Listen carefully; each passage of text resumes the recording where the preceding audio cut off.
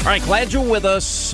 This just breaking. The president announced that the Golan Heights is, in fact, Israel, which is huge to the people of Israel. Now, we've been there so often now that when you actually spend the time and look at the small nature of Israel and how they're surrounded at times by hostility ever since their inception, going back to 48 and 67 and 73, and even today and just last week, of course, missiles fired into Israel from Gaza.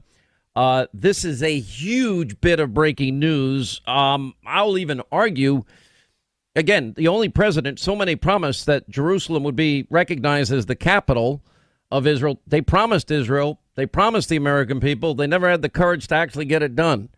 This is Donald Trump being Donald Trump, keeping his promises. And in other news that I guarantee you won't hear today, the headline on FoxNews.com, ISIS Caliphate has crumbled. Last stronghold has now been liberated. In other words, yes, the Caliphate in Syria crumbled. And the final offensive is now over. And the official announcement just hasn't been made yet, but Fox News has been told that the village, the last ISIS stronghold, has been liberated. Now, this is the first time since we've been in Syria that they've gone 5 consecutive days when the dropping of bombs has stopped and the gunfire has disappeared. And the end of the caliphate is there, and the empire that ruled over 8 million people is now gone, and troops are now bringing down all the black flags of ISIS. The flags no longer fly over the town. The last 5 days, we had our people on the ground at Fox News witnessing the last major offensive up close. U.S.-backed SDF forces attacking ISIS from 3 different sides and pushing these ISIS fighters back house to house, tent to tent, right up to the Euphrates River. And it's easy to see how they hid for so long, not just in tunnels, but trenches and hundreds of cubby holes that were covered by tarps, which blend in with the dirt. And in the end, the majority surrendered. In fact, since the start of the year, 60,000 have literally dripped into the desert, and most are now held in camps. And a major concern about what to do with the camps, though, but the SDF is asking the U.S. for support, setting up a tribunal there.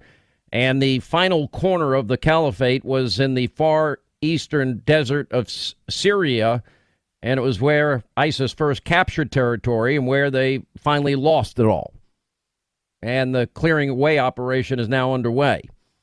And an announcement is expected soon. None of the main surviving ISIS leaders have been caught yet, but instead they left their men to fight alone and thought they prepared ahead for the insurgency.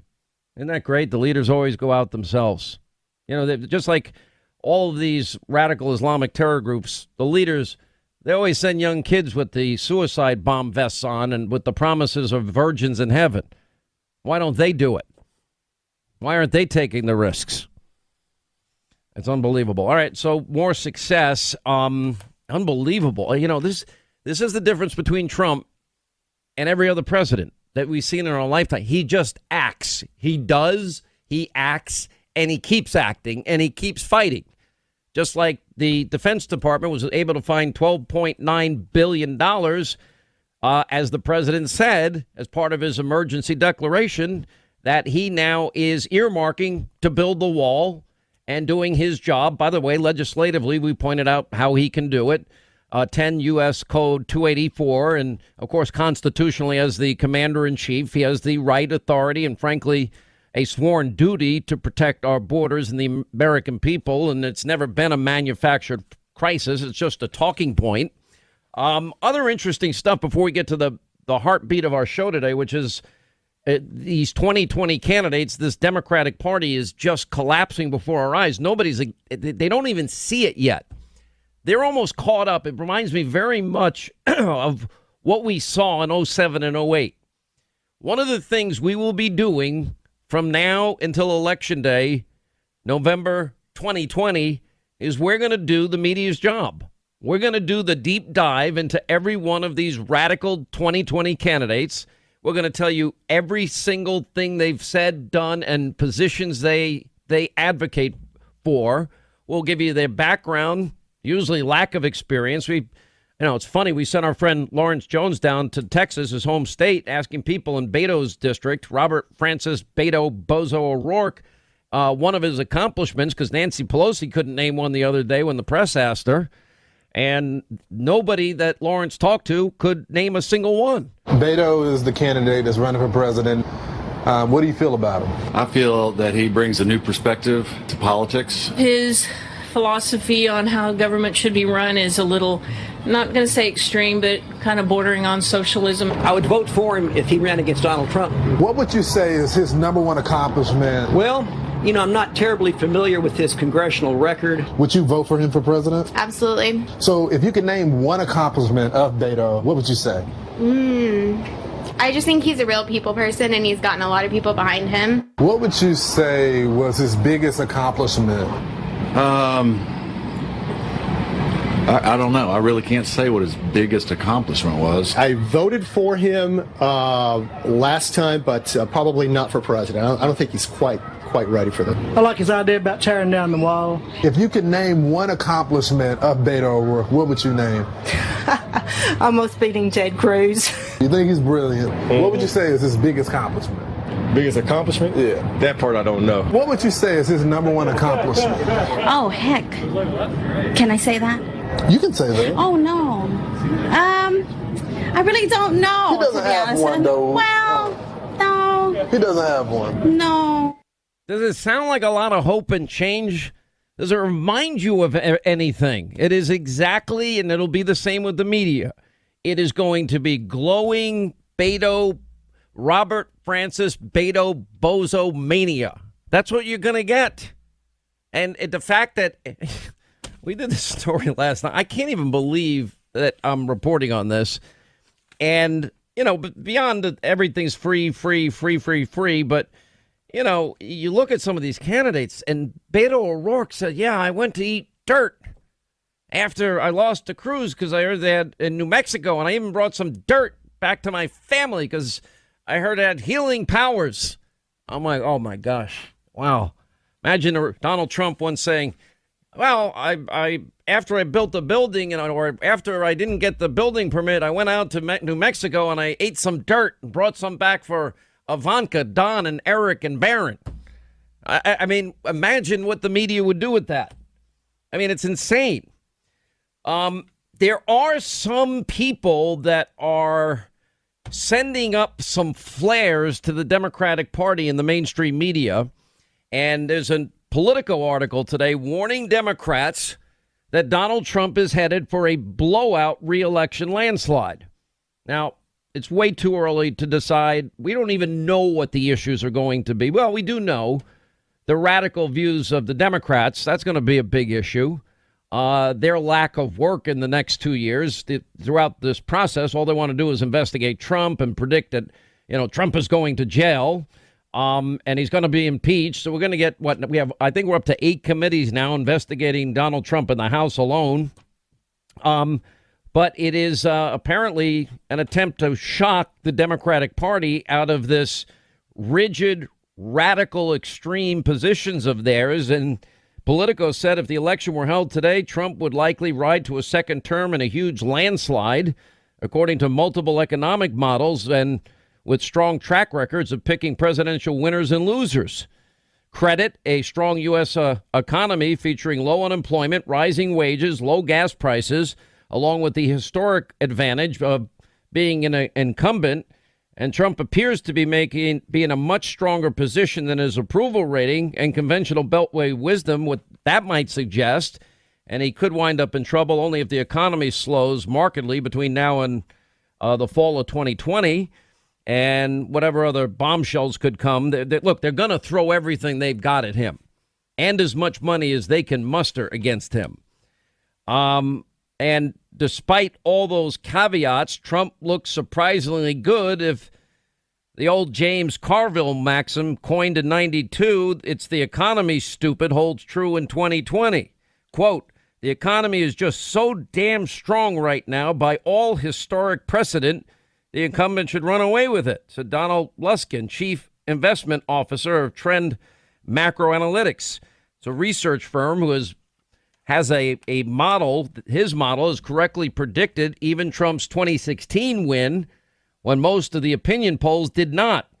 I just don't see how the blue wall could resist all that, he said at the time. And these models maintained by economists and market strategists like Luskin tend to ignore election polls and personal characteristics of the candidates. They begin with historical trends. I've said this for years.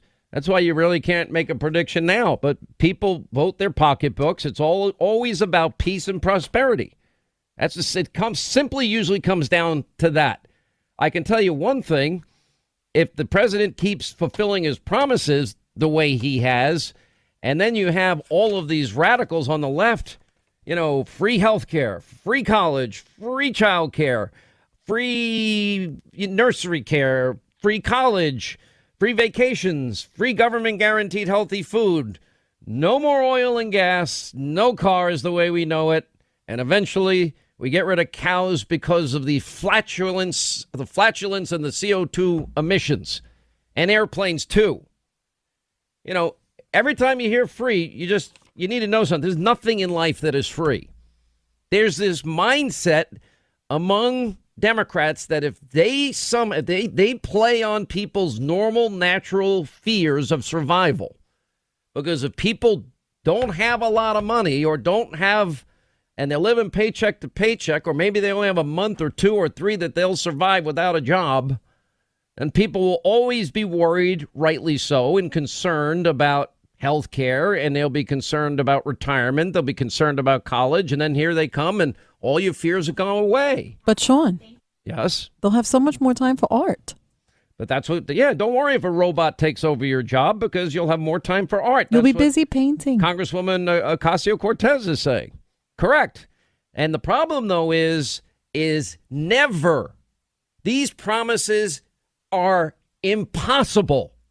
There is no chance these promises could ever be fulfilled. And they are setting that you think keep your doctor plan and save money is a big lie. When you say, okay, take over the energy sector, take over the healthcare sector, you know how that's going to end? In an unmitigated disaster that will destroy this country, make it unrecognizable, and be the biggest poverty producer we've ever seen in the history of man. We'll drill, baby, drill very quickly thereafter if this insanity ever got implemented. But that's what they want to do. That's what they're selling themselves at, and they're getting nuttier and nuttier. Politico's right in a lot of ways. But there's factors that we can't predict right now. There are more than 34 million American smokers. Now, I bet that finding a satisfying alternative to cigarettes is at the top of your list if you're a smoker. Look, I've been there before. But after many years of smoking, I finally made the switch to Juul. There's no more worrying about the way my clothes smell, worrying about what people are going to say. With Juul, everything is so much easier. Now, Juul is a vaporizer that contains nicotine for a satisfying transition. When I found Juul, it was a complete game changer. Now, Juul was designed by smokers for smokers to be an alternative to cigarettes. From its simple-to-use interface to its clean technology, Juul has no cigarette ash, odor, or mess. So if you're one of the 34 million adults who smoke, know that there is an alternative to cigarettes. Now, to discover the smoking alternative that's nothing like you've tried, visit JUUL.com/SwitchAmerica. That's JUUL.com/SwitchAmerica. And warning, this product does contain nicotine, and nicotine is an addictive chemical.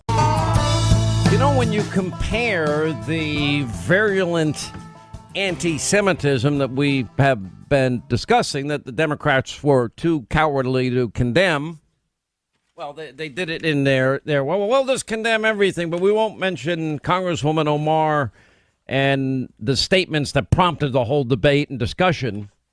And you think of all the presidents that over the years had promised to recognize Jerusalem as the true capital of Israel, which it is historically. like forever.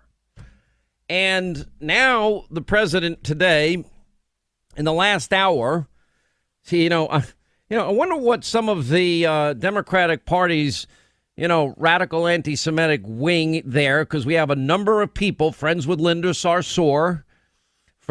She's the one, by the way, that supported genital mutilation and Sharia. Why Kirsten Gillibrand ever got on stage with her, I don't know. Or Congresswoman Omar's statements and other statements. But, excuse me, wonder how they're going to react to this, because the president tweeted about an hour ago that it was time for the U.S. to fully recognize Israel's sovereignty over the Golan Heights. And that is now just prior to the Israeli Prime Minister Benjamin Netanyahu, who's set to visit Washington, D.C. We know that the Prime Minister, listen, we need very badly for Netanyahu to win this election. And like here, you have a press that hates the prime minister the way our press hates the president. And, he's in trouble for getting gifts of cigars. It's so stupid. But prior to Trump, he was the lone voice of moral clarity on the world stage that understood and understands radical Islam and terrorism.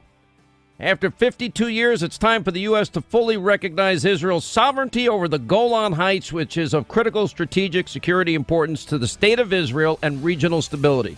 Isn't it time we tell our side of the story? I'm Patrick Corelchi. And I'm Adriana Cortez, and we're the hosts of Red Pilled America, a new storytelling podcast. Red Pilled America is not another talk show covering the day's news. We are all about telling stories.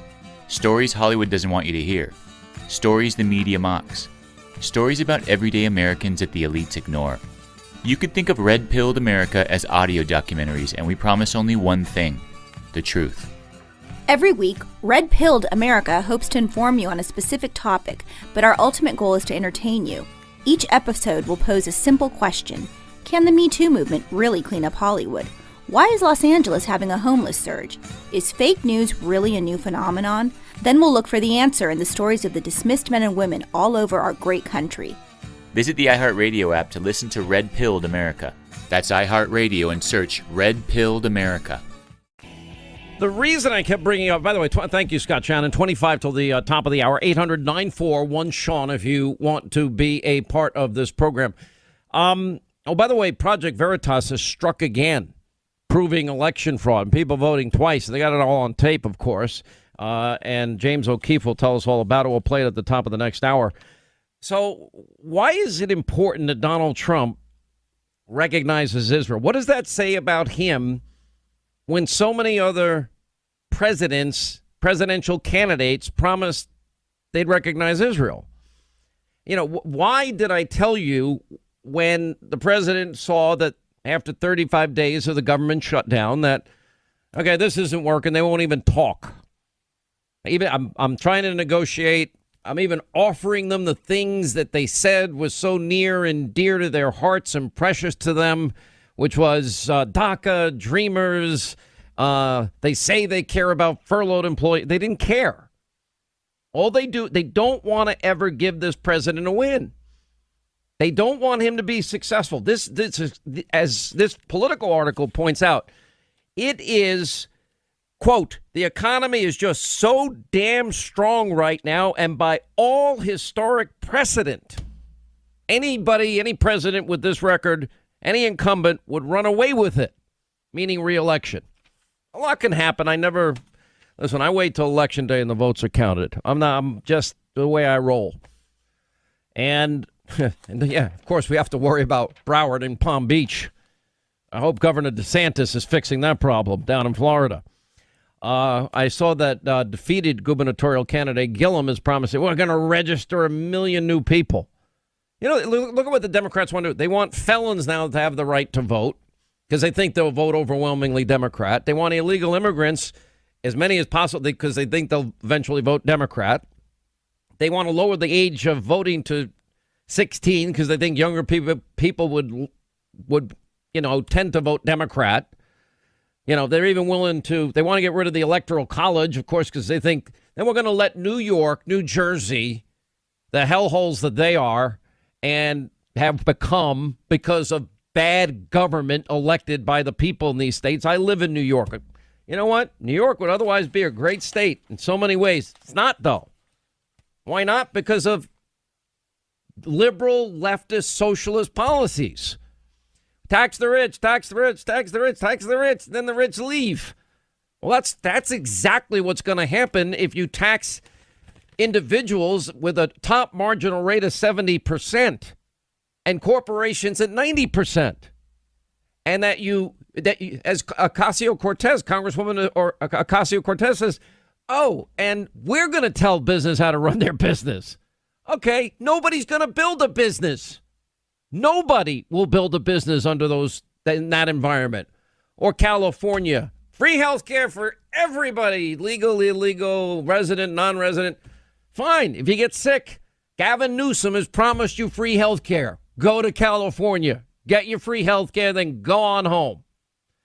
And I won't go through the history that I went through yesterday of our Constitutional Convention and our framers, but they had a balancing act in terms of, it's very, very simple because they had a lot of things that they had. They didn't want a big centralized government. They wanted it big enough that it would protect us, protect the American people. But, when the Constitution was drafted in 1787, that they had a challenge that they had to rectify, a conundrum. How do you create a limited central government strong enough to defend its people against real serious threats, but decentralized enough to prevent the consolidation and subsequent abuse of power? Now, as I said yesterday and said last night, and I stand by it, the result was a constitution filled with checks and balances, shared power between individual states and the federal government. The Electoral College is a product of this system that gives states the power to conduct elections and choose the president of the United States.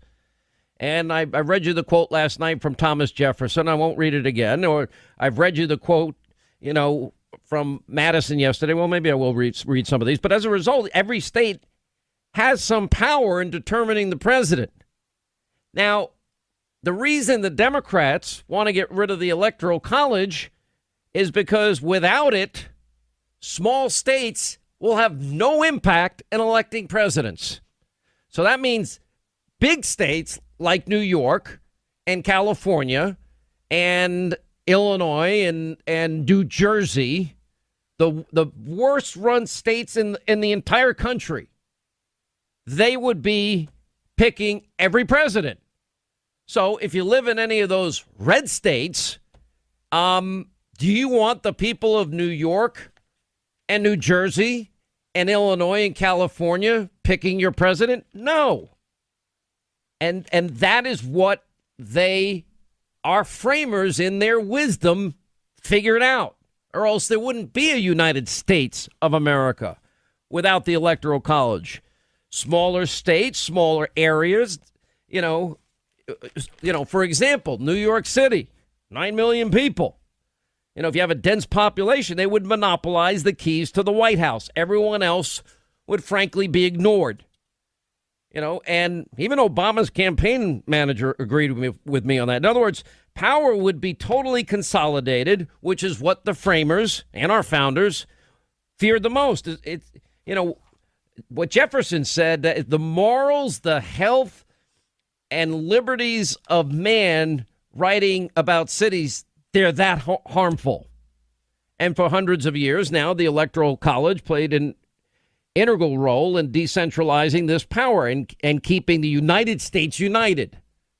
You think the people of Idaho and the people in Middle America, the Midwest, do you think they're going to let New York pick and California pick their president every time and not get sick and tired of it? And Democrats, okay, they want power for themselves. That's why every one of these proposals, voting at 16, every one of them, and getting rid of the Electoral College, stacking the Supreme Court, every proposal that they have, government-run health care, End of all private health insurance. Congresswoman Ocasio-Cortez proposing, we'll tell you how to run your business. A 90% tax on corporations. What business is ever going to invest any money in anything if they confiscate everything they have and all the means of production for healthcare? The government would run all the healthcare. Looks like they run education. Great job they've done with our government-run schools. Great job they're going to do if they take over the energy sector in the country. Government-run clean energy. Okay, in 10 years. Government guaranteed universal income, $1,000 a month for every American. Government guaranteed retirement, vacation, healthy food. This is what these 2020 candidates and this party now represents. They want to control the means of production. That's what the new Green Deal is all about. Government aid for everything, for everybody. You give up all your freedom in the process, not something that most people think about. And every one of these bumper stickers, every one of these promises are false. Why do you think Obama added 13 million Americans to the food stamp rolls in 8 years and 8 million more to poverty in 8 years? Why has Donald Trump been able to remove millions of Americans from the food stamp rolls and the welfare rolls? And why has he been able to create nearly 6 million new jobs? Why are the manufacturing jobs that Obama said are never coming back, why are they back? I mean, for the president to say to GM yesterday, hey, don't let this plant die, get it going. And if you're not, sell it to somebody who will. It's stunning, the number of corporations he's challenged. If you've got problems with bad regulations that's killing your industry, tell me what they are. I'll get rid of them so Americans can keep working. There's a story in the New York Post today. New York is pricing us out. 41% of people in New York City can't afford life in the state. How much did Comrade de Blasio, Linda, if you're paying attention in there, you look like you're distracted, but how much is Comrade de Blasio, what did he offer in terms of the environment recent? $10 billion in investment? $10 billion in investment and meatless Mondays. Oh, yeah. But what was the investment? Global warming. The investment was in global warming. Like, what? Well, environmental efforts. It's his we'll spend the $10 billion helping the poor or something. It's insane. Just like him, being, the nanny state telling us our kids in school, meatless Mondays, no meat in any schools on Mondays. Well, why not Tuesday, Wednesday, Thursday, Friday, and Saturday? Just like Bloomberg, you can't buy a big gulp. Good grief. Get out of my life. Leave me alone. The reason we have created, and I went through a lot of this last night on television. If you look at even the poorest of Americans, and I've been to some terrible places, some housing districts. I told you the story about a young girl once died in a housing project when I was in Atlanta. I went to the housing project. There were cockroaches all over the place. One had lodged in this poor little girl's ear. She died. And there was a guy that I knew at the time that took me around to these different housing units. And I've been to the ones where my cousin was a cop in the Rockaways with the housing police at the time with the NYPD, where the housing police was separate from the NYPD. They've since united. But, I'm looking at, look at this guy, Mr. Yang, and his proposals. Well, he's going to give every American a check every month. Well, by the way, the same guy, he's weighing in, and the government will decide no circumcision anymore. I'm like, you've got to be kidding me. Please tell me you're making this up. Please tell me this isn't happening in the United States of America. Well, that's it. But they want to have the guaranteed $1,000 a month for every American 18 and older. Who's going to pay that $1,000 a month? Handing out money, no strings attached. Why is anybody going to want to create if you have nothing? Because high taxes and confiscation of wealth is going to end up, businesses aren't stupid. They want to make a profit. They're going to work hard. They want something. Even the poorest of Americans, when you look at it compared to other states, nobody wants to be poor. We don't want Americans to be poor. I lived paycheck to paycheck for well over a decade of my adult life. And I'm just telling you, there's no comfort there, but you want the ladder up if you take the risks and you work hard and you play by the rules. You know, there's nothing government's going to do to help you except get out of the way. Incentivize businesses. The people that get hurt the most by all these promises are the poor and working class. You destroy corporations, control them, and tax them to death. They're not going to build use the free enterprise system, which itself has lifted more people out of poverty and created a higher standard of living than any other economic system in the world. That's what the 2016 election was about. Forgotten men and women in this country. Those are the ones getting off of food stamps and getting out of poverty by the millions, and they're the ones getting the 6 million jobs, and we now have an economy with 1 million jobs available, more than we have people on unemployment. Remember, our standard of living, even poor Americans. When I was poor, I still had a TV and a shower and a toilet, and I was able to cook in a refrigerator and a freezer. When you compare that worldwide, it's not ideal. But compare it to Venezuela, where they're eating out of garbage cans, or Cuba, where they're driving 1956 Chevys. 66% poverty rate in Latin America, human suffering. What good has government control ever done? The best wealth creation system ever designed by man is here. It's capitalism. Conservatism encourages capitalism with fewer regulations, lower taxes, and incentivizes the creativity. The Latin derivative of education is educare, to bring forth from within. Well, that's predicated on a belief that God creates every man, woman, and child on this earth, and they are born with natural ability. It's different in every person, just like we all have our own individual fingerprints. But if you bring out that talent in a free environment and you produce goods and services people want, need, and desire, and you make people's lives better, you're going to be successful. We have record low unemployment, record number of Americans employed, best wage growth in a decade, energy independence, first time 70 years.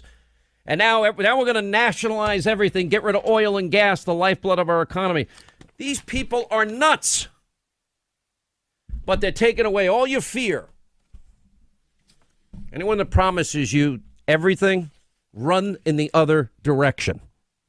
And all they care about is Donald Trump's style. Well, that style just got something big done in Israel. That style just got him $12.9 billion for the wall. I like an aggressive style. Yeah, maybe once in a while you could not fight with people, but I don't even care about that, to be honest. I want every American to have opportunity, working, health, prosperity, a good home, safe community, be able to buy a car, take a vacation, go out to dinner. This is April Callahan. And Cassidy Zachary.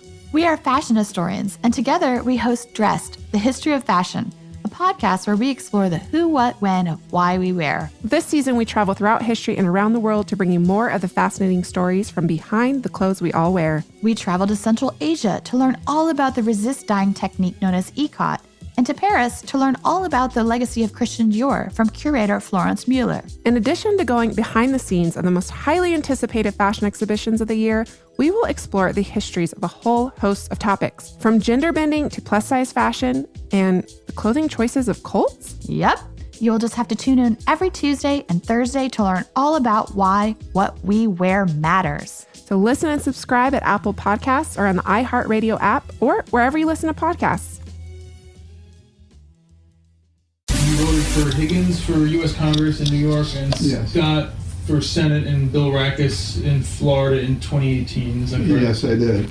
Well, I was at the senior center, and they wanted to know, if I register. Mm-hmm. I says, no, not really. He says, do you want to register and vote in Florida? I said, yeah, why not? Or whatever affects my property over there in Erie County, I'll vote. I'll vote for the congressman out there, the senator, if any. I'm going to pay my taxes. You represent me. I'm going to vote. Mm-hmm. Otherwise, hey, I'm sorry, I'm not going to pay your taxes.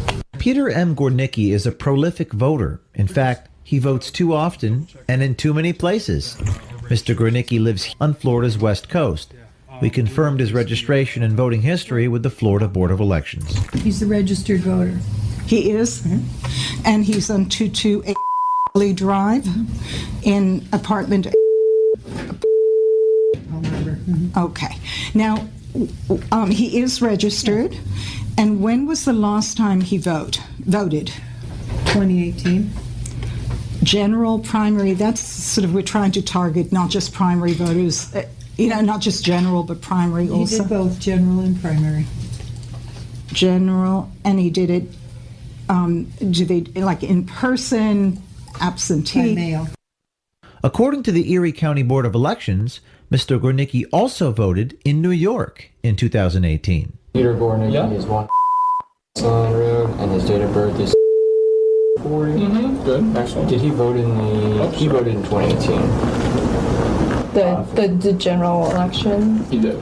It was Scott versus Bill Nelson. I voted for the Republican.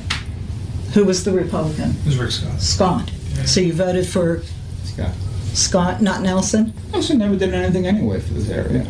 He just comes around when it's election time. Mr. Gornicki says he also voted for Gus Bilirakis, who is running for Congress. This guy Gus Bilirakis, that's your congressman here, right? Who? I think it is. I got to see him. Bilirakis. I got to see him. Okay. I got to set up an appointment with the guy. Okay. Do you know if you voted for him in 2018, Bilirakis versus if he was Democrat, Chris Hunter? If he was Democrat, or was he a Democrat? No, he was the Republican, and he won, and Hunter was the Democrat. I probably voted for if he was a Republican. Okay. I pay property taxes in both areas. I pay property taxes in New York, and I pay property taxes in Florida. Now, if I pay property taxes in Florida, I should be eligible to vote for local election. Yeah. Right? Sure. End the case. Yeah. No taxation representation, right? Yeah. That's the way I look at it. Mr. Gornicki says registering in Florida was a piece of cake, and no one asked if he lived and voted somewhere else. When they gave you that card, they didn't even ask, right? They didn't ask. And that was from the Supervisor of Elections Department? Supervisor of Elections gave me the card. And they just said, what did they ask you? Like, do you live here? Do you want to vote? Are you registered? Do you live here? I said, yeah. I said, I live here. I said, you pay me tax? He said, yeah. You want to vote? Yeah. Because I don't vote. And then he said, well, you want to vote? Here's your voting card. All right, hour 2, Sean Hannity Show. Glad you're with us. 800-941-SEAN is our number. You want to be a part of the program. What you just heard there was yet the latest in a Project Veritas sting operation.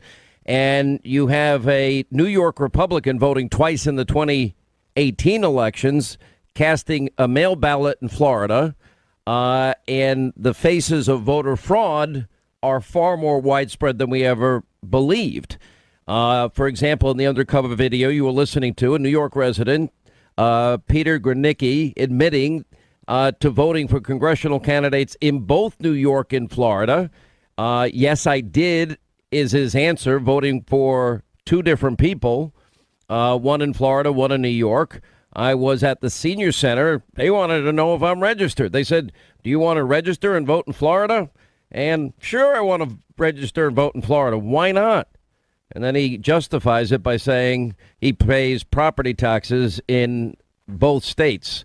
I'm sure, knowing Project Veritas as well as I do, and James O'Keefe, their president, that this is probably just phase one of what is going to be a story that rolls out day after day after day.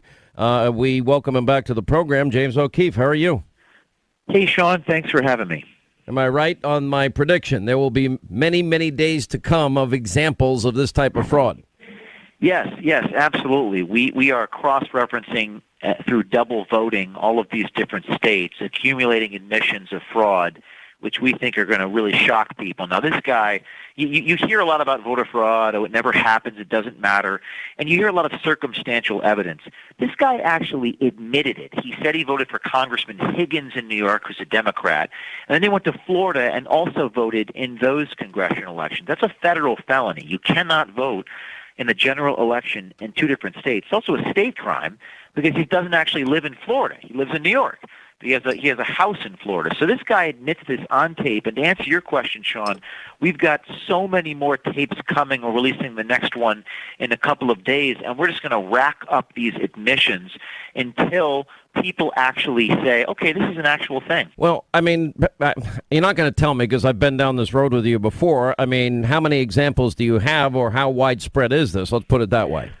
Well, I'll say after I came on your show last time, I made a pitch for people on the inside, ProjectVeritas.com/brave, and I had election judges reach out to me, and from all over the United States, including in Florida, which is how I got tipped off to some of this stuff. So to answer your question, we're going to go to places like the only Florida. thing I give you that recommendation, and I don't mind, people that love to be courageous and undercover, and I know you have lawyers that vet the legality of everything you do. How many lawyers do you now have on your staff? Like 15.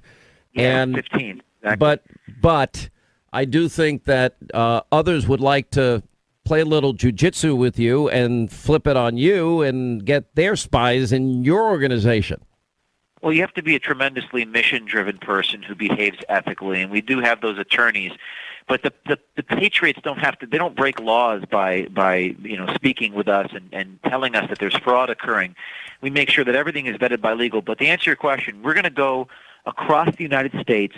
We're going to find the admissions. We're going to find the culprits. One of the upcoming videos, Sean, that we're going to be releasing, a guy actually, he didn't do anything wrong. This is a voter. He's saying, I vote in Florida. I no longer live in New York. But then he tells us a mysterious person knocks on his door and asks if he's there every year up in New York, where his parents now live. So we're trying to get these culprits, but first we're going to film the admissions of these people who are saying, I do indeed vote in both states. And in the video, Sean, we also filmed the Board of Elections in Pinellas County, Florida, admit to us on camera that they voted in the general election. People say voter fraud doesn't happen. We're finding hundreds of matches between these two different states. Hundreds of people are voting twice. All right, but then we have, what I don't understand is, for example, everyone's so against, some type of identification. Now, I know yesterday, if I'm not mistaken, New Hampshire voted to allow illegal immigrants to get a driver's license. Doesn't having a driver's license enable somebody then to register to vote? And, of course, we have 2020 candidates pushing for, Kirsten Gillibrand is now pushing for illegal immigrants and their right to receive Social Security benefits and vote as well. Well, that's the problem in places like New York, because there aren't going to be public policy reforms given who's in the state legislature. There's probably not going to be an effort to require a photo ID, but that's where most of the fraud that we're finding actually is occurring, because the person that goes to if you don't live in New York anymore, but you still are registered there are individuals who are going to harvest your ballots, and there are people going to show up to your home to make sure you don't live there anymore so they can vote in your name, and as long as there isn't a photo ID, they can continue to do that. However, what I found is that when we get admission after admission after admission on video, I think it's going to put some pressure on these state legislatures once we start getting more admissions. How many states now do you think are impacted by all of this? Well, I think a lot of it's New Jersey, Connecticut, New York, and Florida, because people are snowbirds. They go down there. I think it also happens a lot in California and places like Texas and Colorado, because Colorado is an absentee ballot state as well. But first, Sean, we have to acknowledge that there even is a problem. People say this doesn't exist. It's not even possible to have happened. Project Veritas first seeks to disprove that, and we're going to do that by getting admission after admission. All right, ProjectVeritas.com is the website. James O'Keefe, and if you're interested in being a part of his undercover work, investigative work, I think he played a huge part in the 2016 elections, especially all of these Senate candidates that he exposed, and one gubernatorial candidate. We appreciate the work you do. I know you come under a lot of fire for doing it. What's funny about that is everybody on the left used to love it when Mike Wallace in 60 Minutes did it, but they don't like it when you do it. So I guess things change over time based on your political point of view.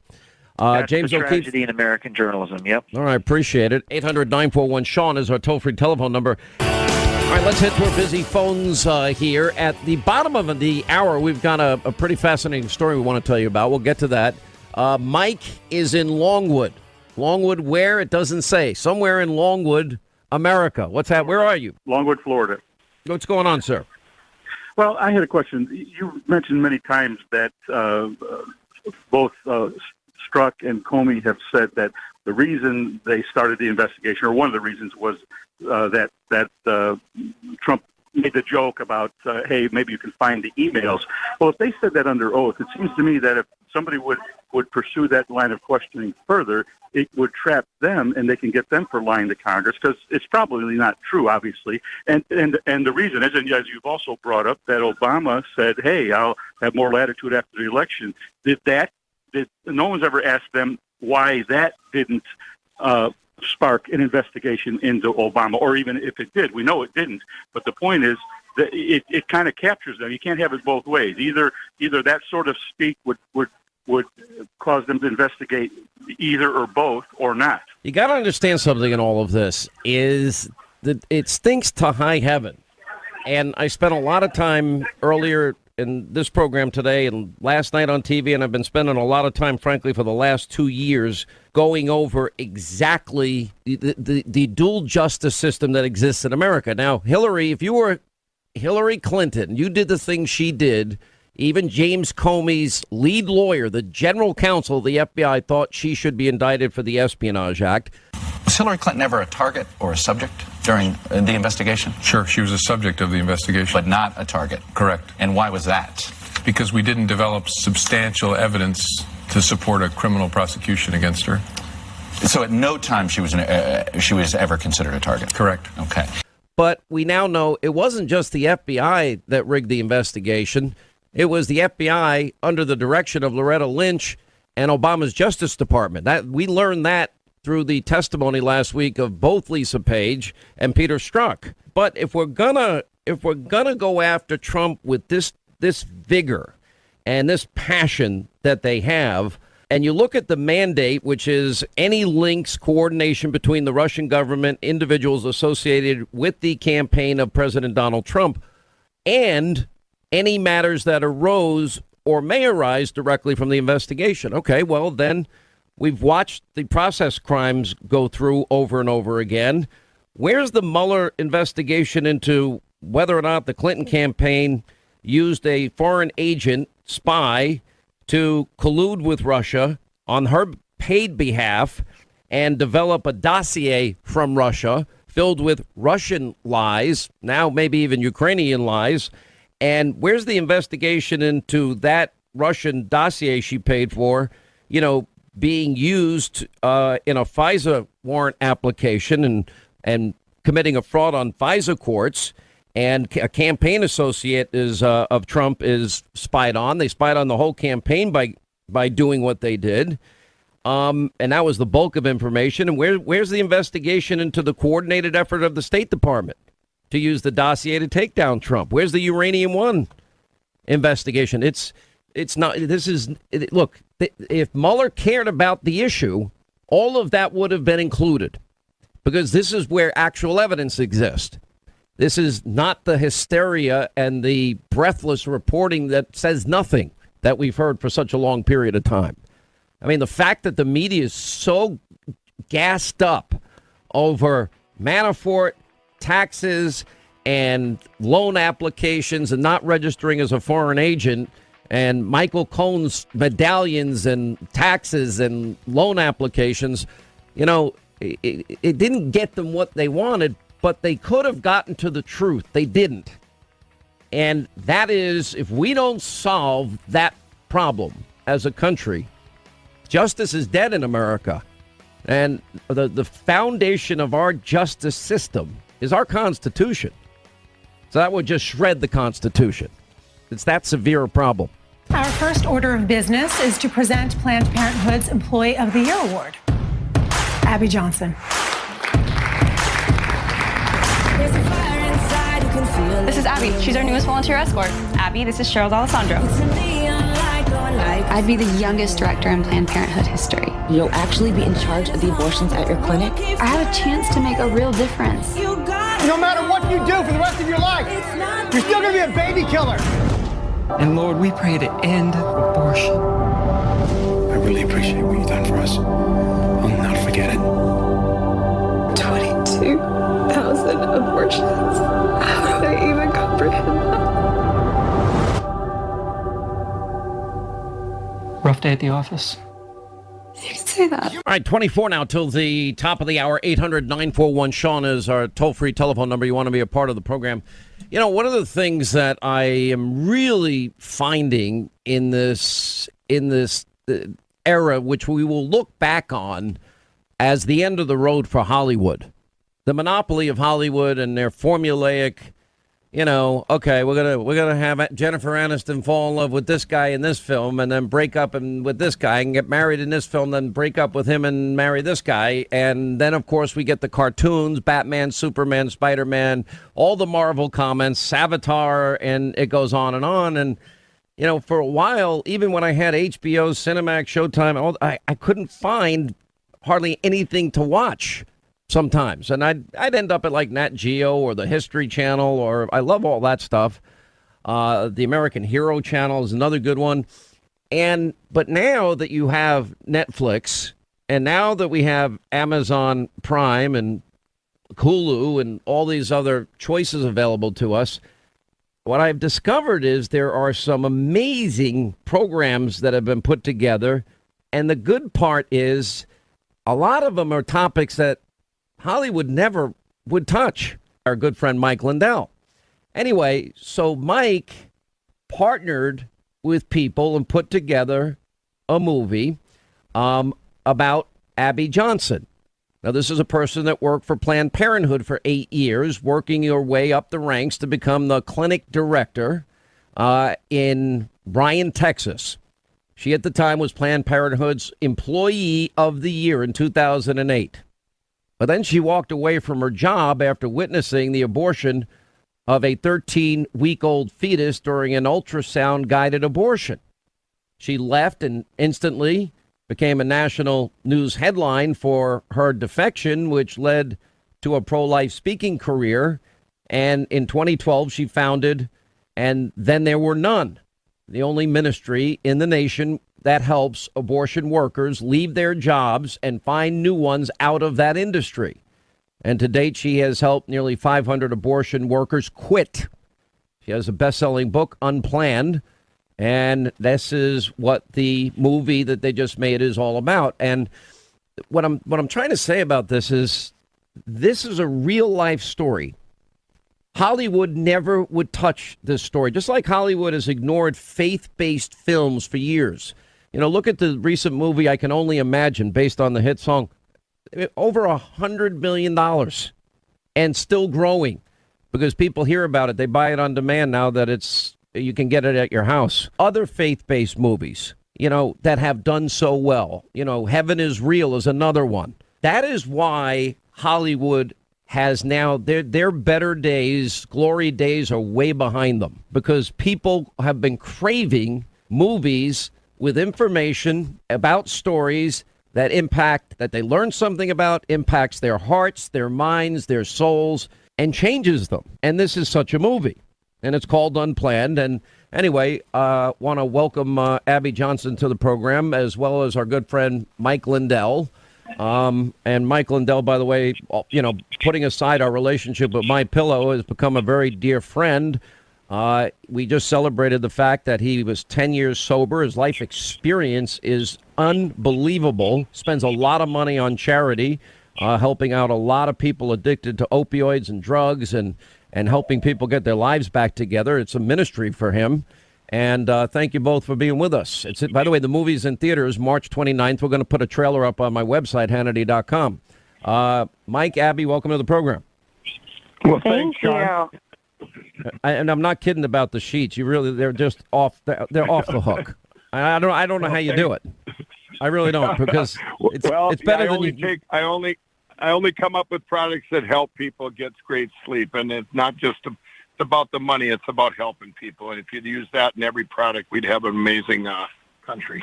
You see, I'm going to predict this movie it's going to be a movie that people go see. A part of it's uncomfortable, Abby. But your story is amazing, and I want you to go into, okay, so you're the Employee of the Year in 2008. You walk away because of this abortion you witnessed. Tell us about what you saw. Sure. So I had been with Planned Parenthood for 8 years, was asked to come in and assist during an ultrasound-guided abortion procedure. Now, ultrasound guidance during an abortion, very uncommon, not standard protocol for Planned Parenthood. An ultrasound is used before the abortion begins to determine gestational dating, so the age of the baby, so that we knew how much to charge the woman for the abortion. But then the ultrasound is rolled away, not used again. But this doctor we had a visiting physician come in, and he was explaining to me that, of course, it's safer for the patient if the physician can actually see what he's doing while he's performing surgery. And so he decided that he would show us what this looked like, this type of procedure looked like. And so I was asked to come in, hold the ultrasound probe on the woman's abdomen so that the doctor would be able to, in his words, visualize his target. And visualize his target, a baby growing inside a mother's womb. Okay, the target. Yeah, and just so that everybody knows, just for clarification, by 13 weeks gestation, everything is formed on the baby. So arms, legs, fingers, toes, heart's beating, brain waves are active. Every internal organ that you sit here with today is already formed by 13 weeks. So, I want to add one point to that, Abby, is my niece just had a baby. My kids are 20 and 17, and the difference between sonogram pictures then, and again, my youngest is 17, and now, I mean, you basically see exactly what the kid looks like inside the womb. I mean, every detail. I think it's 4D. I don't know exactly what they say, but it's fully, you can see the full, complete picture of every part of that child that's growing inside that womb. Exactly, which is why Planned Parenthood and other abortion providers rail against ultrasound legislation that would require them to show a woman the ultrasound before her abortion is performed, because they know that the ultrasound exposes their lie. It shows the woman that inside of her womb is a living human being with a beating heart, and that's bad for business when your business is terminating unborn life. When you saw it, what did you see? What was the reaction? Like, for example, I mean, we've had people describe that during abortions that the growing child feels pain. What did you see when it was actually happening? So I could see the instruments going into the woman's uterus, and as they got closer and closer to the side of this child, they eventually touched him, and he began flailing his arms and legs as if he was trying to move away and find safety away from these instruments. And unfortunately, there was nowhere for him to go.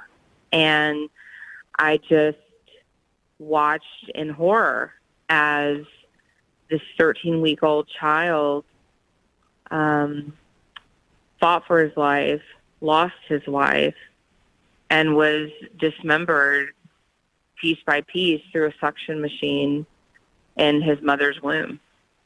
Mike, let me ask you, I for years have not talked about the issue of abortion because I felt it was pretty much settled in most people's minds and people weren't going to be convinced one way or the other. I personally believe life begins at conception, my own personal belief.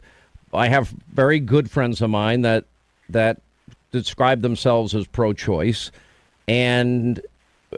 But when the Democrats now in 9 or 10 states, I think we're up to, when we saw the governor of Virginia describe and the House of Commons legislative woman who proposed this bill on the same day she proposed a bill to protect butterflies, ironically, where even during dilation, a woman should have the right, that's a full 9 months.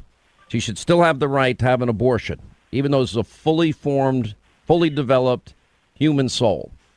And then when the governor described, well, first we'll deliver the baby and then we'll make sure the baby's comfortable. And Then if the mother will decide if we give any medical attention and aid or need to resuscitate the baby, and then we'll have a discussion after. I mean, that's infanticide.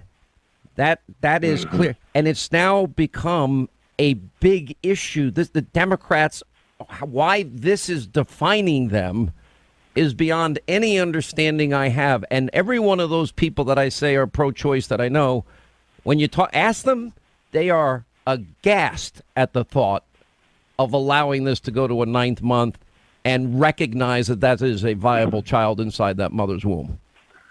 Right. And you know, Sean, this is last spring when I got involved in this and they called me up to have a cameo in it and then I financed a lot of it. And I said, the message has to get out there. And then I said, this movie needs to be good. And it's awesome production too. Well, look at God's timing on this, of where we're at right now, what you just described, what's going on in this country.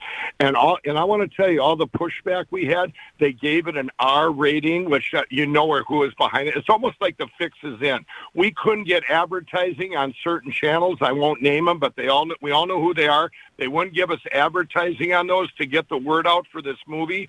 And I'll tell you what, they're going to lose, because we're going to look back on this sometime in our country and go, can you believe we were even doing abortions? It'll be down the road. I mean, this is the start of this is the turning point. And like you said, not just in Hollywood, but this is the turning point for abortion too. I mean, Abby's story and what she went through, this is going to be the biggest driver to get people go, really? But to have it all in the public eye, so much of a battle right now because of what these states are doing.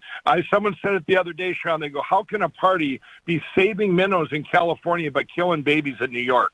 Quick break. More of this movie. It is called Unplanned, with the story of Abby Johnson and Mike Lindell, our friend from MyPillow, who funded this movie. And it's in theaters on March the 29th. We have a link on Hannity.com. All right, as we continue with Abby Johnson and Mike Lindell and this new movie they have coming out March 29th, it's called Unplanned. Well, I just think it's a movie that, again, Hollywood would never make. We have a movie transformation and a content transformation of independent people like you, Mike, and stories like Abby's that are going to now be told when it was never be told in the past. I want to thank you. We're going to put it up on our website, Hannity.com. It is called Unplanned, and it's out in theaters on March 29th. We'll remind you at the time. We'll put the trailer up on our website, and I just want to thank you both, and send me that copy as soon as you can, because I want to see it as soon as possible. Thank you both. Thank you so much. Sean, I want to say one more thing, too. We're going to have a thing at the end of the movie where people they're going to actually be able to call to get counseling, people that have stuff on their heart from, that they feel anything from before if they've gone through this horrific abortion. That's unbelievable. All right, good for both of you. And what a compelling life story. And I think this will move people's hearts in a lot of ways. And I've always said the abortion issue has got to become a heart issue. It's the only way. You got to change hearts and minds. You're not going to... I don't think you win by yelling at people. All right. Thank you both. 800-941-SEAN. Quick break. We'll come back. News Roundup Information Overload is next. Just from a campaign manager standpoint, when I ran President Obama's campaign, we would never go to a small state if there was no electoral college. You'd go to the major media markets. You would not go to Iowa. You wouldn't go to Montana. You wouldn't go to New Hampshire.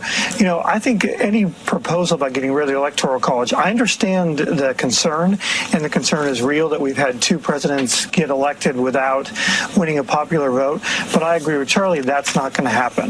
Beto is the candidate that's running for president. What do you feel about him? I feel that he brings a new perspective to politics. His philosophy on how government should be run is a little, not going to say extreme, but kind of bordering on socialism. I would vote for him if he ran against Donald Trump. What would you say is his number one accomplishment? Well, I'm not terribly familiar with his congressional record. Would you vote for him for president? Absolutely. So if you could name one accomplishment of Beto, what would you say? I just think he's a real people person, and he's gotten a lot of people behind him. What would you say was his biggest accomplishment?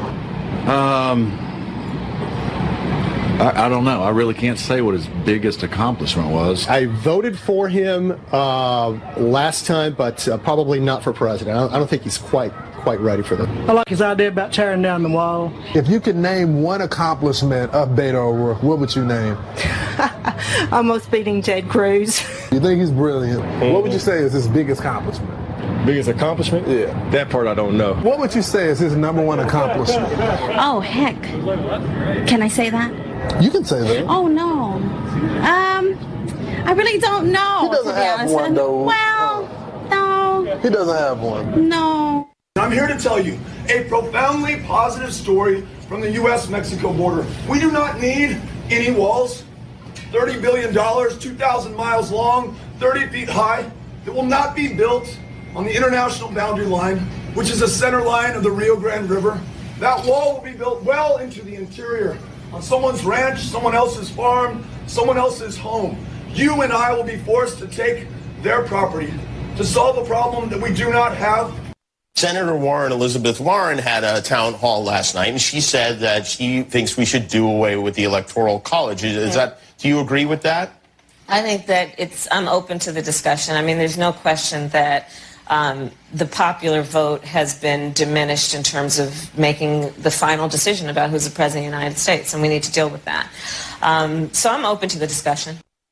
All right, News Roundup Information Overload Hour. As we were discussing this earlier in the program today, so now Democrats, 2020 hopefuls, and the Democrats want to push the voting age down to 16, hoping that kids 16 years old. Why? Because they think it'll benefit them at the ballot box. It's the only reason that they are promoting it. And they want to stack the Supreme Court. And they are proposing this end to the Electoral College. Now, to just sum it up here, what they are doing here is an attempt to centralize all power and control of the American people. And that is now the new party line of this leftist, statist, radical extreme Democratic Socialist Party. That is who they are. Now, this is the biggest, most blatant, most dramatic, most frightening attempt to alter the United States of America in ways that if they have their economic plans in place, if they have their 70% top marginal rate for individuals, 90% top marginal rate for corporations, if they follow through with no cows, planes, cars, oil, gas, and government mandated healthy food and retirement and pre-K education, K through 12 education, college education, and retirement, and health care, but you can't choose your own. So much for being pro-choice. If that happens, and of course, they will control, the state will run everything related to health care. They will take over the entire healthcare industry. They will take over the entire energy sector. We will be dependent on these stupid ideas. And America will then become unrecognizable. Anyway, here to debate it, we welcome back to the program our good friends. Danielle McLaughlin is with us, and Jonathan Gillum is with us. Guys, welcome back. And I know you're probably, is there anything in the new Green Deal you don't support? Anything about 16-year-old votings, expanding the Supreme Court, changing the Electoral College? Do you support all that? Hi, Sean. Hi, Jonathan. Actually, no, Sean. I think the idea of stacking the Supreme Court is a terrible idea. It's not going to require a constitutional amendment because you can have as many justices on the court as the Congress wants. But the idea that you're worried about conservative justice, so you want to add more liberal justices, I think it's a terrible idea. I think it's anti-democratic, and it will come back to bite Democrats if the court swings back to them, and Republicans want to do the same thing. On the 16-year voting age, I think most 16-year-olds can't clean up their rooms, let alone vote. But I will say this. Everything that Democrats talk about is talking about expanding voting. Whether 16 years is possible or not, they're talking about making sure people get to the polls. What Republicans are doing are trying to restrict voting, and I'm talking about gerrymandering. I'm talking about getting rid of certain days where people can get to the polls. What are they afraid of? I think more people voting is better, and I think it's going to be better for the Democrats in the end because, frankly, more people lean Democrat. Jonathan, do you see this as the massive power grab that I see, that this is about control at a level we've never seen before?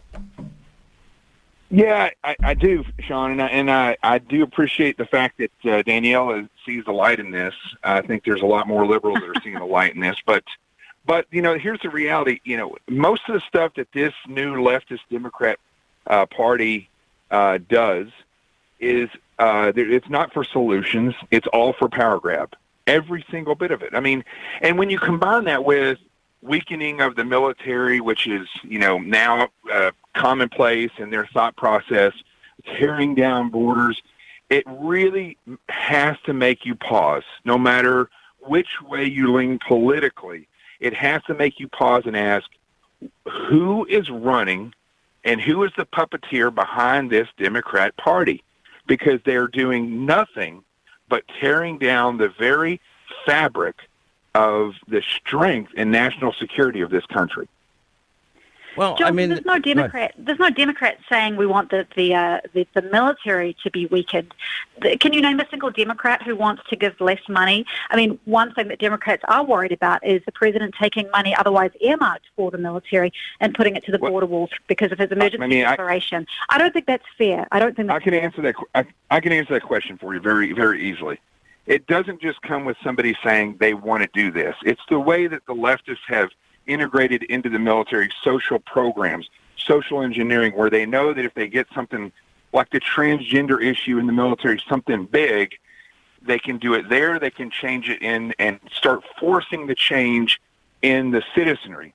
This is the way they use the military. They're not using it to, and Barack Obama showed this, they didn't use it to strengthen our national security and make sure that we're secure. They used it for social engineering. Along with that, and a lot of the money that they spend is going towards that. Now, along with that, the way that you see the breakdown of the military and the way that it was used, the way that they gerrymander the rules of engagement, the way they do these things, that's the way they change the military. And it's not. Let me keep you guys focused on some issues here. I'm going to play a quiz game, but the only way it's going to work is you two have to give me pretty much yes or no answers to these. For example, question one. Jonathan, do you support Medicare for all? Estimated price $3.3 trillion every year for 10 years. No. Danielle. Oh, this is so unfair. This is a cross-examination. No, but with Proviso. You're no, against I it? Don't.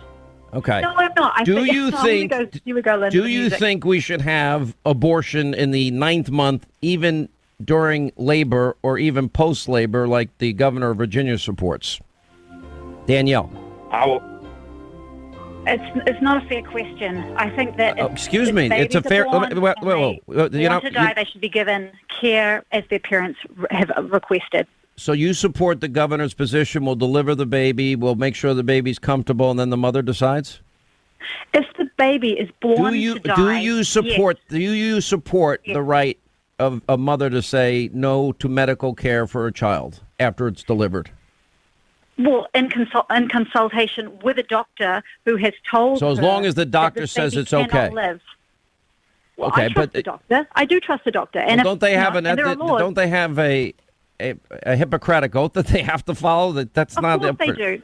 Of course they do. But these are the kinds of decisions. Jonathan, the answer for you is no. Well. Yeah, the answer for me is no, and I think I trust the Constitution more than I trust a doctor when it says that all life should be protected, and that we have a right to life. And I believe that right, if science cannot tell us where life begins, then that life must be protected, and that includes all life. All right, 2 long answers. Now we're going to go faster. All right. Do you support, as part of the new Green Deal in 10 years, eliminating all oil and gas use in this country? Danielle. I don't think it's realistic, but I think we should lessen our Do you support that goal? Would you want that to happen? If we can get on renewables. Yes or no? Just yes. You support it? You do. Jonathan. No. Should we have a guaranteed job, medical guaranteed wage, guaranteed what is it? Family leave, medical leave, guaranteed retirement, guaranteed free health care for every person, whether they're willing or unwilling to work? Danielle. To all of those things, no. Family leave, yes. The rest of it, no. No? All right, Jonathan? I don't think any of it's guaranteed, and I don't agree with the majority of it because none of it's worked out to benefit the American people. All right. Is there any other parts of the Green Deal, New Green Deal, you disagree with, Danielle? Yes, there's no way that we're going to be able to get buildings all green in this country within 10 years. I like the idea of it, but 10 years is never going to happen. Do you think we should eliminate the combustion engine? If we can, yes. I think we should be taking those steps. Okay, yes. That's not it. They want to do, the goal is 10 years, no oil, gas, 10 years is not possible. No cars, we retrofit every home, and then get rid of cows and planes. Well, I think we could all probably eat a little bit less beef, I'll be honest with you, for our diets and for the environment. Would you support eliminating, the ideas are good. Would you support the idea of abolishing cows because of their flatulence and CO2 emissions? No, I love cows. We still need cows. And would you ever consider getting rid of airplanes? I don't think it's realistic. Well, I mean, I would like to know how we're going to get to Europe. Are we going to take a sailboat? And how are we going to get to Australia and Asia? Those questions have yet to be answered. Elizabeth Warren had a town hall last night, and she said that she thinks we should do away with the Electoral College. Do you agree with that? I think that I'm open to the discussion. I mean, there's no question that the popular vote has been diminished in terms of making the final decision about who's the president of the United States, and we need to deal with that. So I'm open to the discussion. We need comprehensive immigration reform. If you are in this country now, you must have the right to pay into Social Security, to pay your taxes, to pay into the local school system, and to have a pathway to citizenship. That must happen. A universal basic income is a policy where every citizen in a country gets a certain amount of money free and clear to do whatever they want. So my plan, the Freedom Dividend, would give every American adult $1,000 a month, $12,000 a year starting at age 18. This would create millions of jobs around the country and would allow families and individuals to help manage this historic transition that we're in terms of technology transforming the labor force.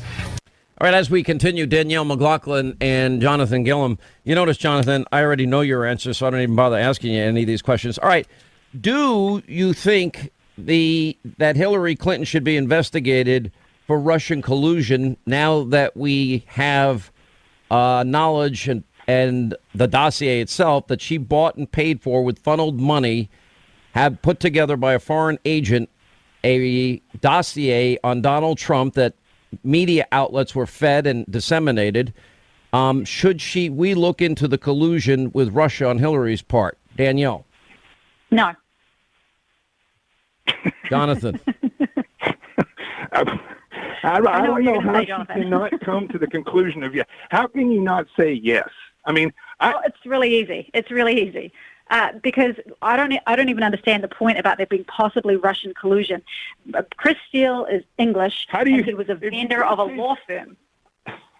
If you can't say that, how can you even entertain ever having collusion with the Russians if you can't look at the evidence at hand and say that everything about the leftist opposition during that election that's gone against Trump leads back to collusion between not just Hillary Clinton, but the Democrat Party and Russian operatives?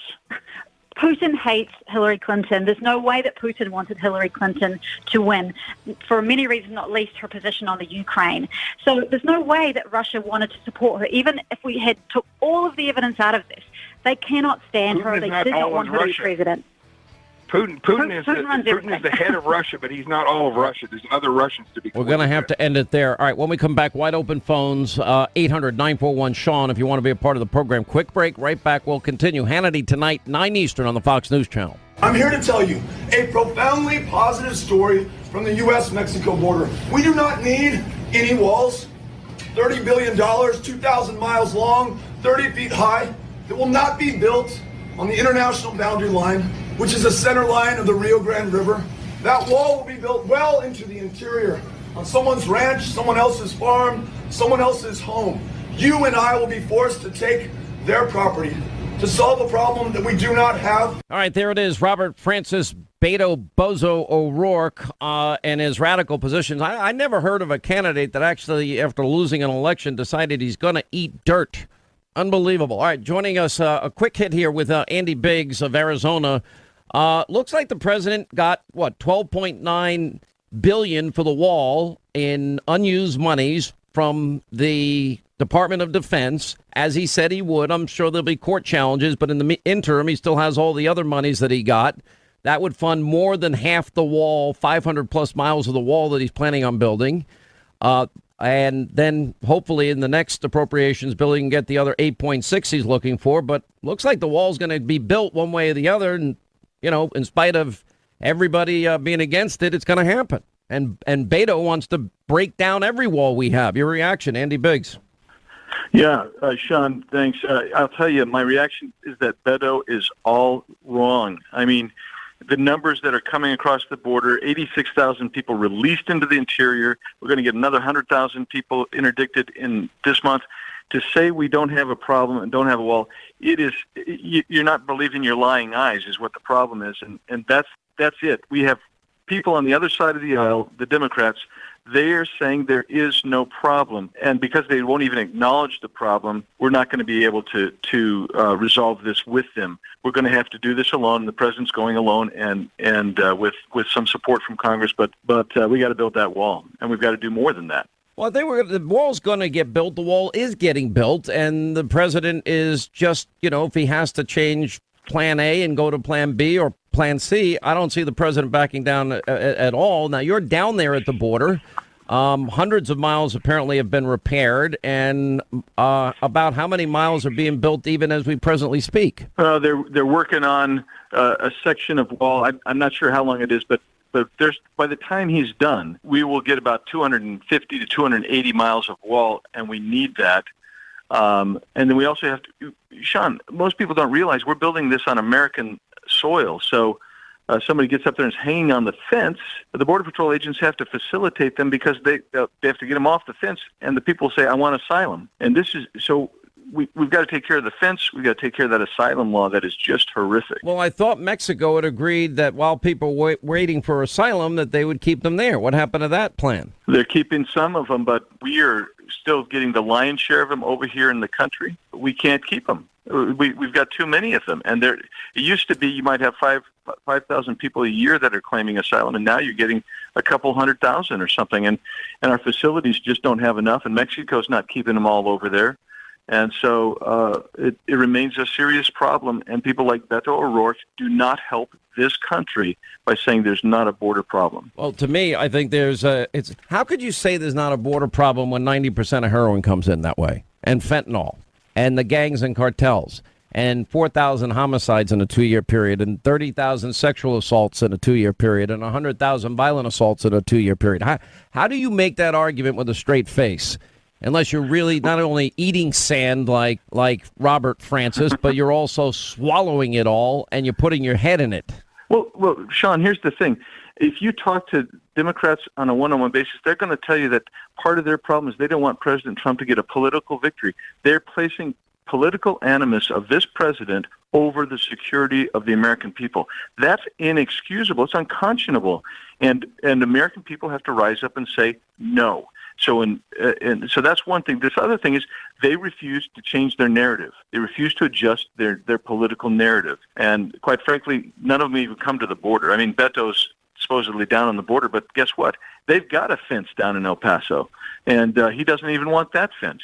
So who can explain what's going on in his head? The rest of the Democrats, we can't even get them to the border. I'm taking another group of congressmen to the border, and no Democrats will come with us. They don't want to see it. I will tell you, they don't have a clue, and they don't care, or the bigger agenda is, of course, you have some people that want cheap labor. And those are Republicans that are perfectly fine with open borders historically. Then you have people say, well, they're more likely the people that come into the country because we're offering everything free now. Maybe they'll like us because they don't have a lot when they come in. So if everything's free and Kirsten Gillibrand is saying, well, we're going to give you Social Security benefits and you haven't lived here and you didn't pay into Social Security, well, great. So that's my guess. All right, Andy Biggs, thank you. Appreciate it. And we'll have you back.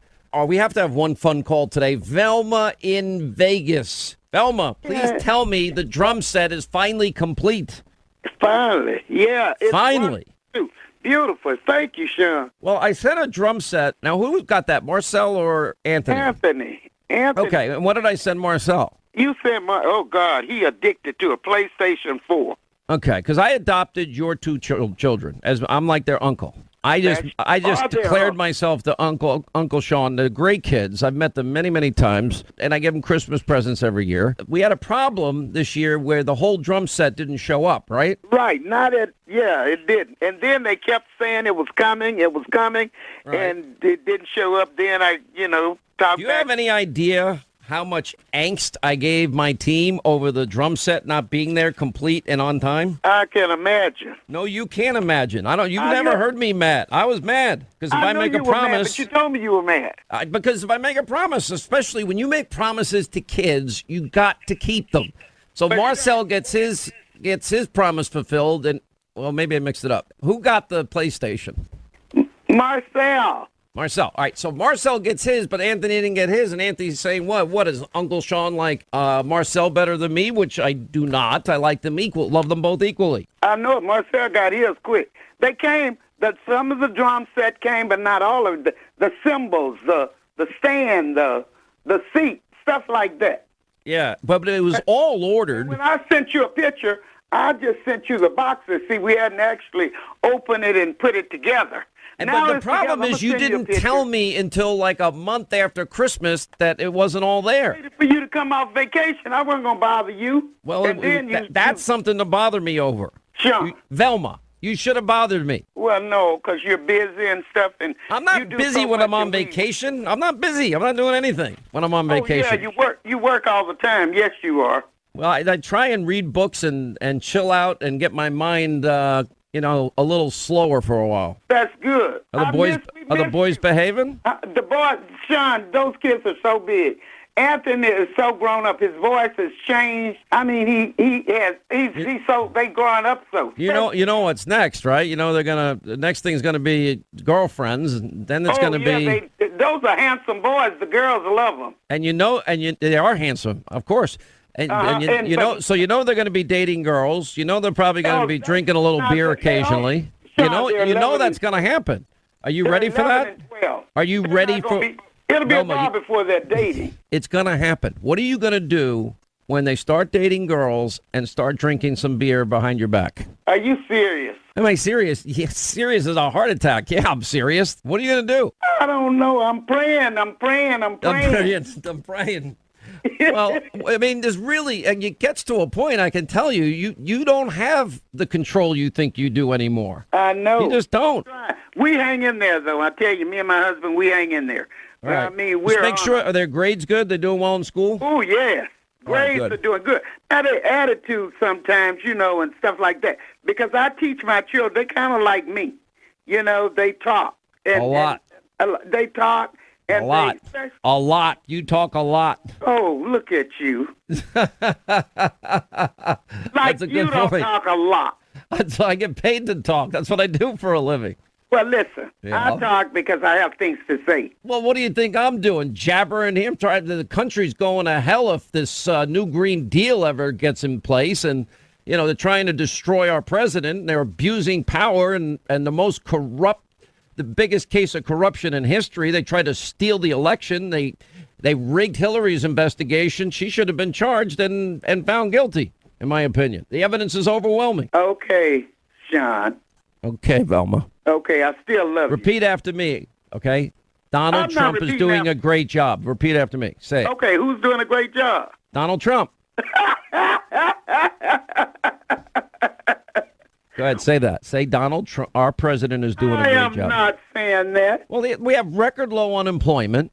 I love you, Sean. Record low unemployment for African Americans, Hispanic Americans, Asian Americans, women in the workplace. I don't know about that. Well, you listen to my show. You should have this etched in your brain by now. I'm going to make sure the boys end up being conservative by the time they get older. They're gonna come to their Uncle Sean, and Uncle Sean will explain. You would brainwash those children. I don't have to brainwash them. They'll get a job and see that 60 cents of every dollar is taken by the government, and they're gonna say that's unfair. Let me tell you, they showcased them at church on Sunday, and Anthony with his drums, And Anthony told me that he's going to learn how to play drums, and he's not going to charge the church nothing. He's going to do it for free. Okay, good. Maybe you'll become a musician. Maybe he's talented. Yeah, and then Marcel, he won his championship in basketball, so that's awesome. They showcased him Sunday at church.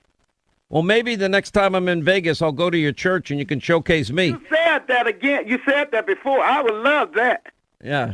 Sean, you know what? But you told me that your girlfriends at church don't like me. If I die tomorrow, I want you at my funeral. Oh, good. Are you serious? We're gonna talk. You want me at your funeral if you die? Do you want me to talk at your funeral? Yeah, you can talk. Oh, I want you gosh. there with the children. I hate funerals and I hate weddings. I know I hate funerals too, but what did I just say? Those kids love you, and they will need you. Linda, help me out here. How do I answer Sean, I this? actually think it's a beautiful idea. And Velma, how are you, my love? Velma, but you have to make it on a Saturday. I can't take a day off. Okay, of work. first of all, we're not planning Velma's death around your schedule. If I die, you gonna talk about what you guys can't take off?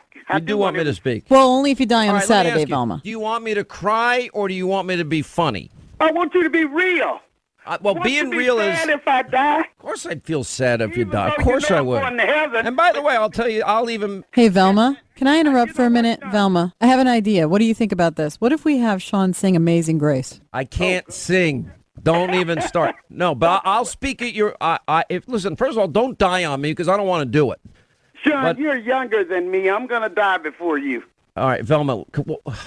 Linda said she's going to speak at my funeral. I got an idea. Why don't you guys go off into the woods together? That would be maybe we nice. should. Listen, if I had an uncurable disease, I talk about this all the time. I'm not going to let my kids, feed me applesauce and shower me and clean me up after I go to the bathroom. I'm not doing that. I'm not going to allow my kids to do that. Your family wants to be with you. No, they don't. Nobody wants to do that. I want them to remember me as I was alive, not me dying in a bed and needing applesauce fed to me. No, I don't want that. You may not. The Lord may not take you through that. You may just die. I might just die. And you know what? And I'm going to get to heaven and I'm going to say, I got way more than I deserve. I know I'm in the other place. That's what it'll say. Right. As uplifting as this segment is, it has to come to an end, Sean. You have to do your read. And Velma, thank you.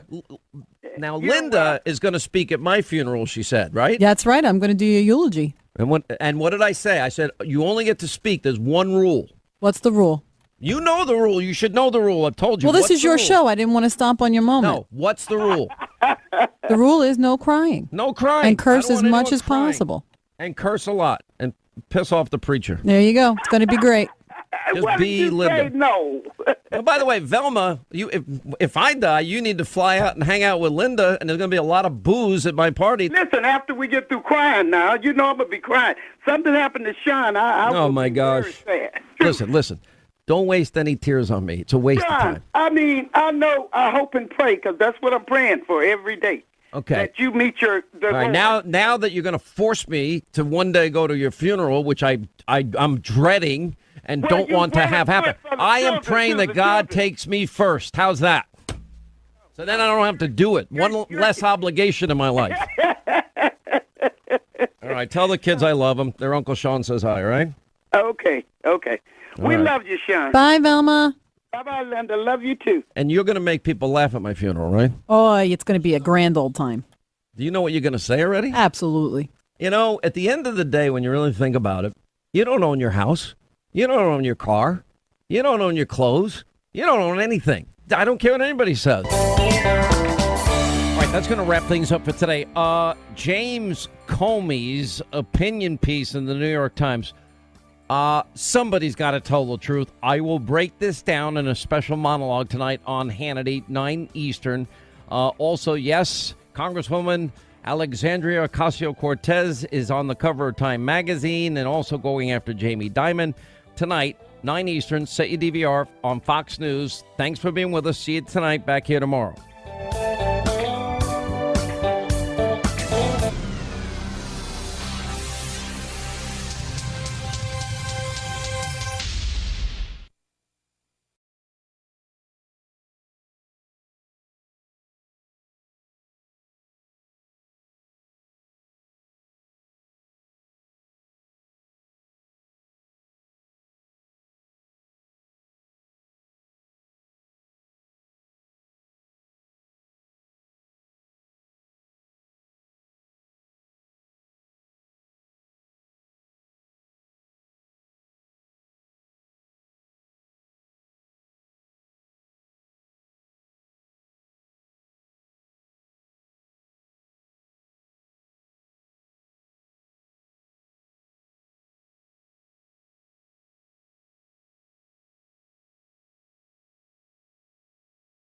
Baseball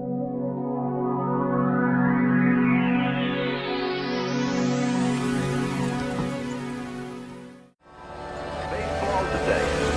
It's the American way. Of course, the next best thing to a seat in the stands is a seat in front of a 19-inch RCA Victor television. One more day to Labor Day weekend, the traditional occasion for tasty outdoor barbecues or picnics.